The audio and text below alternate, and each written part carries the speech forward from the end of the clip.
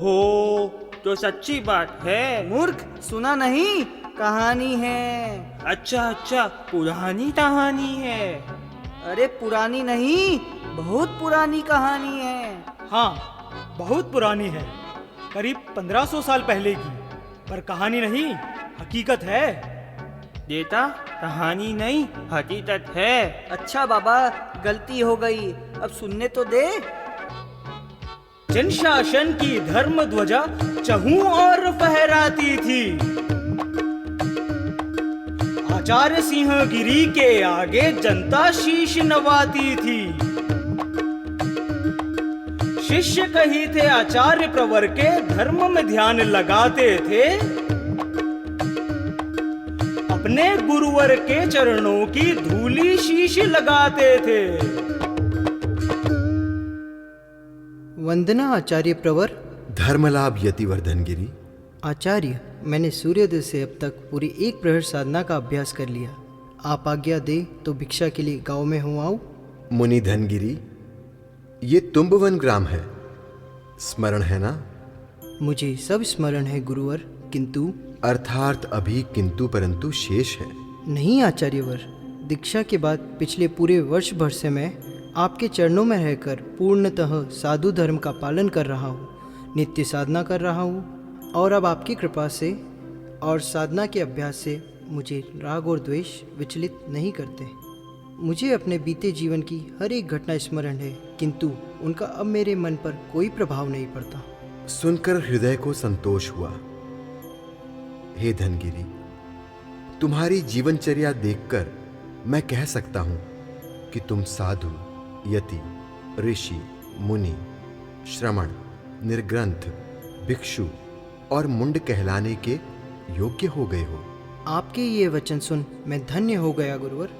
जाओ, गांव से कुछ भिक्षा ले आओ। आपकी आज्ञा सिर माथे पर गुरुवर। और सुनो यतिवर, आज भिक्षा में जो भी सचित अचित मिश्र वस्तु मिले वो ले आना। जैसी आज्ञा गुरुवर। अरे भाई, ये सचित क्या होता है? अरे नादानो, सचित यानी सजीव और अचित यानी निर्जीव। मतलब ये कि भिक्षा लानी थी, भिक्षा। भिक्षा मतलब भोजन। इतना तो मुझे समझ में आता है मन बुद्धि, पर भोजन तो निर्जीव ही होता है। फिर आचार्य सिंहगिरी ने सजीव निर्जीव दोनों की बात क्यों कही? अरे लल्लू प्रसाद, मुझे जन्मे हुए तो भी हाफ सेंचुरी भी नहीं हुई है, फिर मैं 15 सेंचुरी पहले की बात कैसे बता सकता हूँ? हाफ सेंचुरी तो मेरी भी नहीं हुई दोस्त, पर मैं बता सकता हूँ। अरे बताओ बताओ। अपनी अधीरता पर थोड़ा लगाम लगाओ और अपनी आंखें अगले दृश्य की ओर बढ़ाओ।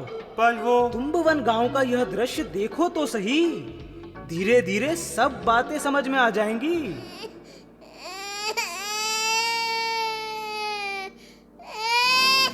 ओहो, समझ ही नहीं आता।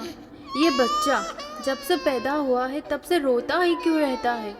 हे प्रभु, क्या एक माँ होकर मुझे अपने बच्चे को संभालना ही नहीं आता? बिल्कुल सही कही बहन सुनंदा, तुझे बच्चा संभालना तो नहीं आता। नहीं नहीं नहीं, मेरी बात तुझे बुरी लग सकती है भाई। अब सच्चाई होती भी कड़वी ही है ना, तो बच्चा तो तुझसे नहीं संभलता। अरे पिछले 6 महीने से मैं क्या, पूरा मोहल्ला परेशान हो गया है। तेरे बालक की उआ बंद ही नहीं होती। अरे रात को एक पल भी नींद नहीं आती। पहले क्या मेरे पति के खर्राटे कम थे सताने को, जो अब तेरे बालक की पिपाड़ी चारों पहर बजती रहती है। सुनंदा बहन, इसका कोई तो उपचार करना ही होगा। क्या करूं बुआ जी, सब कुछ करके देख लिया। झुनझुना, झूला, लोरी, गोदी, वेद, तंत्र मंत्र, पूजा पाठ, पर यह है कि रो रो कर इसका गला सूखता ही नहीं है। भिक्षाम देहि, भिक्षाम देहि। क्या दूं भिक्षा में? एक तो यह जब से गर्भ में आया तब से इसके पिता घर बार छोड़कर चले गए। दूसरा, जब से ये पैदा हुआ है रो ही जा रहा है, रो ही जा रहा है। अब इसे संभालूं या घर में अन्न जल की व्यवस्था करूं? वो तो ठीक है, परंतु भिक्षु को कुछ तो देना ही होगा। अरे कहाँ से दूं? सुबह से कुछ पकाया ही नहीं है। कभी इसके पेट पर हींग लगा रही हूँ, कभी इसे काढ़ा पिला रही हूँ। तो क्या भिक्षु का भी मुंह कड़वा करवाएगी? अरे कल की रोटी रखी है, यही दे देती हूँ। छी छी छी छी छी, भिक्षुक को बासी भोजन? हे प्रभु प्रभु प्रभु। मैं भिक्षुक को मना करके आ जाती हूँ। क्षमा करें मुनिवर, मेरे पास भिक्षा योग्य कुछ भी नहीं। जैसी प्रभु इच्छा। आप आए हैं भिक्षा लेने? आपको तो मैं खाली हाथ नहीं जाने दे सकती। तनिक रुकिए मुनिवर, आपको तो मैं आज वो भिक्षा दूंगी जिसे संसार याद रखेगा। प्रणाम मुनिवर। बुरा न मानिएगा, अपने बच्चे से दुखी है बेचारी। अरे दुखी तो हम भी हैं, पर प्रभु प्रभु प्रभु। ये लीजिए तपस्वी, मेरे पास अब और कुछ नहीं जो मैं आपको दे सकूं। जैसी प्रभु इच्छा। अभी से सठिया गई हो कहाँ? बच्चा भी कभी भिक्षा में दिया जाता है भला? प्रभु प्रभु प्रभु। मैं सोच समझ कर ही लाई हूँ। लीजिए मुनिवर। अभी तो दे रही हो, अच्छे से सोच लो, फिर दुख करोगी। नहीं, मैं दुखी नहीं होंगी। अरे सुनंदा, चर्बी मुझे चढ़ी है और अक्ल तुम्हारी काम करनी बंद हो गई। अरे सोचो, पति तुम्हारा छोड़ गया, अब तो ये सहारा बेटा ही है ना। जीवन में सहारे की आस स्वयं से रखो, तब तक ही ठीक है भौजी।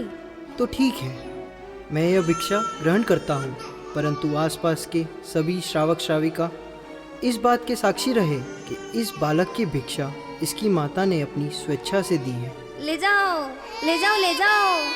अब दिन रात उआ उआ का बेसुरा राग सुनकर कान तो नहीं फटेंगे। लाओ भिक्षा दो देवी। ये लीजिए यतिवर। अरे ये क्या हुआ? ये क्या हुआ? मुझे सब सुनाई देना बंद हो गया। अरे ये क्या हो गया? बहन सुनंदा, कुछ बोलो तो। क्या बोलूं? अरे तुम्हारी आवाज तो सुनाई दे रही है, फिर बच्चे का रोना सुनाई क्यों नहीं दे रहा? क्योंकि बच्चे ने रोना बंद कर दिया है। प्रणाम मुनिवर। धर्म लाभ। अरे बच्चे ने रोना बंद कर दिया, अरे बच्चे ने रोना बंद कर दिया, अरे बच्चे ने रोना बंद कर दिया। जन्मा जब से गला फाड़ फाड़ कर रो रहा था, आज 6 माह बाद अचानक चुप हो गया। बच्चे ने रोना बंद कर दिया, बच्चे ने रोना बंद कर दिया। प्रभु प्रभु प्रभु प्रभु। पर बच्चे ने रोना बंद क्यों कर दिया? जरूर उसको टॉफी मिल गई होगी। धत, उस समय कौन सी टॉफी थी? हाँ तो फिर? बच्चा तो रोना तभी बंद करता है जब उसे जो चाहिए वो मिल जाए।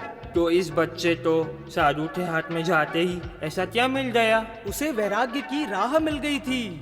लो जी, यहाँ तो बाल सफेद होने तो आते हैं, तब तक वैराग्य समझ नहीं आता। और यहाँ 6 महीने के बच्चे को वैराग्य चाहिए? 6 महीने का नहीं, इस बालक को जन्म लेते ही वैराग्य का मूल समझ आ गया था। उस्ताद, दब उतनी ही मारो जितनी हजम हो जाए। और आज तो हमारे पास हाजमोला भी नहीं है। चलो बैठो दोनों जन। अरे बैठो बैठो, और अब ध्यान से सुनो। ये मुनि धनगिरी इसी तुम्बन गांव में रहते थे। ये सुनंदा ही उनकी पत्नी थी। अरे बाबा, जब आचार्य सिंहगिरी के पास धनगिरी ने दीक्षा ली, तब उनकी पत्नी सुनंदा गर्भवती थी। ओह अच्छा अच्छा। जन्म के बाद पिता की दीक्षा की बात सुनकर नन्हे शिशु को संयम लेने की भावना हुई। बड़े मियाँ तो बड़े मियाँ, छोटे मियाँ सुभान अल्लाह। पर जिस बच्चे को वैराग्य लेना था उसे तो शांत गंभीर होना चाहिए था, फिर वो हर समय ओआ ओआ क्यों करता रहा? जिस बच्चे को बोलना ना आए वो माँ को अपने दिल का हाल कैसे बताए? ओहो, तो इसीलिए वो माँ तो परेशान करने के लिए रोता रहता था। पर उस्ताद, जब धनगिरी इस अनोखी भिक्षा को सिंहगिरी के पास ले गए तब क्या हुआ? चलो हम भी वहीं चलते हैं और जान लेते हैं कि क्या हुआ। प्रणाम आचार्यवर, मैं भिक्षा ले आया। तुम्हारी झोली तो आज भारी दिख रही है। आज क्या वज्र लाए हो? ये मिला है आचार्य प्रवर।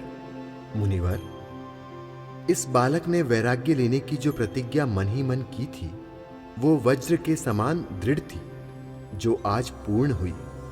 अतः इस बालक का नाम वज्र रखा जाए। वज्र, बहुत सुंदर नाम है आचार्य।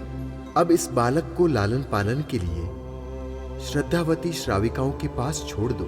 जैसी गुरु इच्छा। तो बालक वज्र पहुंच गया श्राविकाओं के पास, जो साध्वियों के उपाश्रय के समीप ही रहती थी। जहां बालक वज्र का पालना था, वहां पास में बैठकर साध्वियां स्वाध्याय करती रहती थी। बालक ने स्वाध्याय को सुनकर ही 11 अंगों का ज्ञान प्राप्त कर लिया। धीरे धीरे वज्र 3 वर्ष का हो गया और साथ ही उसकी प्रसिद्धि चारों कोनों में फैल गई। प्रभु प्रभु प्रभु, कितना अच्छा, कितना प्यारा बच्चा था, हमारे मोहल्ले का अभिमान था।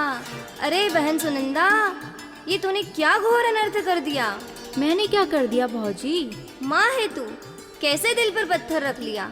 इतने होनहार बालक को भिक्षा में दे दिया। आपके लिए तो अच्छा ही किया ना भौजी।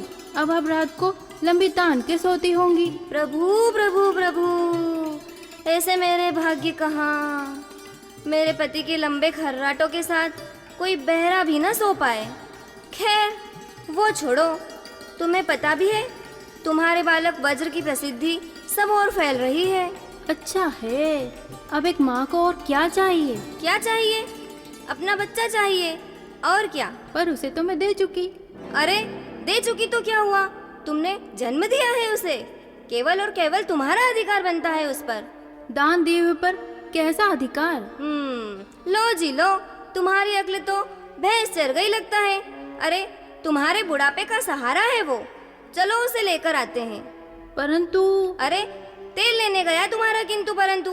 प्रभु प्रभु प्रभु, इस संसार में कोई न्याय व्याय है कि नहीं। चलो राजा के पास चलते हैं। बोरा गई हो क्या? बोरा है हमारे शत्रु। अरे तुम तो चलो चलो, एक क्षण का भी विलंब न करो। चलो चलो चलो। पहुंच गई राजा के पास, माँ लेकर बच्चे की आस। पल भर को विचार किया, फिर राजा ने आदेश दिया। बालक पर किसका अधिकार रहेगा, इसका निर्णय बालक की स्वेच्छा से होगा। राजमहल में दोनों पक्षों को बुलाया जाए। जिसकी वस्तु बालक वज्र ग्रहण कर लेगा, बालक पर उसी का अधिकार होगा। अरे तो फिर चलो चलो जल्दी, राज दरबार चलो। देखो देखो, दरबार में माता पहुंच गई। ओहो, वो तो अपने साथ बहुत सुंदर सुंदर कपड़े, खिलौने और मिठाइयाँ भी लाई है। अरे मुंह बंद कर, कौन सा लड्डू तेरे मुंह में आने वाला है। अरे तू भी हाथे खोल, नहीं तो अदला सिंह तुझे समझ में नहीं आने वाला है। मेरी आंखें तो खुली है। तो बताओ कि दूसरी तरफ यतिवर धनगिरी क्या लाए हैं। तो इस सफेद धोती सी है। नादान, वो श्वेत साधु वेश है। और कुछ सफेद गदा जैसी है। गदा नहीं, वह रजोहरण है। अरे ये रजोहरण क्या होता है? रजोहरण साधुओं का वह उपकरण है जिसे जैसे ही दीक्षार्थी ने अपने हाथ में थामा, समझ लो वैराग्य का पहन लिया जामा। बालक वज्र, एक ओर तुम्हारी माता द्वारा लाई गई वस्तुएं हैं और दूसरी ओर मुनिवर द्वारा लाई गई। तुम्हें जो अधिक प्रिय है उसे ग्रहण करो। देखना सुनंदा, अभी दूध का दूध और पानी का पानी हो जाएगा। बच्चा है, खिलौने के पास ही जाएगा। लप लपलाएगा मुंह और लड्डू ही खाएगा।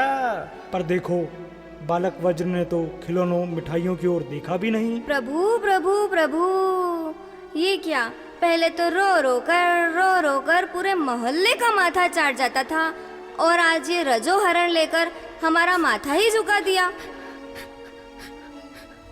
हे राजन, मेरे लिए कोई भी वस्तु प्रिय अथवा अप्रिय नहीं है। मैं सारे जगत को दृष्टा भाव से देखता हूँ। न मुझे किसी से राग है और न ही किसी से द्वेष। और इस निर्ग्रंथ धर्म के पालन में यह रजोहरण सहायक है। इसे ग्रहण कर मैं स्वयं को आचार्य वर्ग के चरणों में समर्पित करता हूँ। वंदन आचार्य। प्रणाम आचार्य सिंहगिरी। ओ आचार्य, आप यहाँ? वंदना। धर्मलाभ, उठो तेजस्वी बालक। जिन शासन तुम्हारी ज्ञान ज्योति से और भी आलोकित हो। मुझे क्षमा कीजिए आचार्यवर, मुझे क्षमा कीजिए मुनिवर। क्षमा न मांगो देवी। तुमने तो जिन शासन की प्रभावना में दोहरा योगदान दिया है, अपने पति और अपने पुत्र दोनों को धर्म हितार्थ सौंप दिया है, किंतु तुम यदि दुखी हो तो तुम्हारे बालक वज्र को मैं तुम्हें लौटाता हूं। नहीं आचार्यवर, आप महान हैं। मेरा पुत्र अब मेरा नहीं, आपका है। आपकी छत्र छाया में रहेगा तो इसका लोक परलोक सुधर जाएगा। हाँ, मैं माँ हूँ। बहुत मोह है मुझे अपने बच्चे से, परंतु इतनी स्वार्थी कैसे हो सकती हूँ कि अपनी तुच्छ इच्छा के लिए अपने पुत्र को परमार्थ मार्ग पर जाने से रोक दूँ।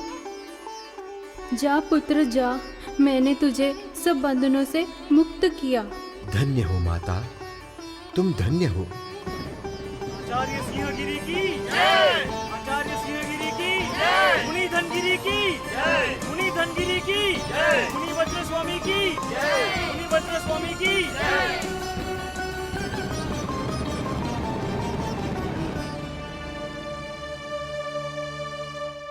ऐसा ओजस्वी बालक आगे चलकर बना वज्र स्वामी, जिन्होंने जैन धर्म की शिक्षाएं दीक्षाएं देकर जन जन का जीवन संवारा। और एक हम हैं जो अपना जीवन भी संवार नहीं पाते हैं। हाँ, नैया गुड़ गुड़ गुड़ गुड़ करती रह जाती है, अपनी नैया भी पार नहीं लगा पाते। आइए आज सहस्त्राब्दी महोत्सव में यह संकल्प लें कि अपने इन पूर्व पुरुषों आचार्यों का मान बढ़ाएंगे। खुद समझेंगे वैराग्यता सही अर्थ, और दूसरों को भी समझाएंगे।